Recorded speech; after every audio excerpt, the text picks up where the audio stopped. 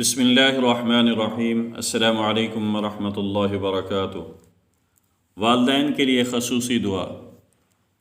اللہ تبارک و تعالی نے قرآن مجید میں فرمایا کہ اولاد کو اپنے والدین کے لیے ان الفاظ سے دعا کرنی چاہیے: رب ارحمہما کما ربیانی صغیرا۔ اے میرے پروردگار، ان دونوں پر رحم فرما جیسا کہ انہوں نے بچپن میں میری پرورش کی۔ سورہ بنی اسرائیل آیت نمبر 24۔ اسی طرح حدیث مبارکہ میں ہے، حضرت ابو ہریرہ رضی اللہ تعالی عنہ سے روایت ہے کہ آپ صلی اللہ علیہ وسلم نے فرمایا، نیک آدمی کا اللہ تعالیٰ جنت میں ایک درجہ بلند کرتا ہے تو وہ پوچھتا ہے کہ اللہ مجھے یہ درجہ کیوں ملا ہے؟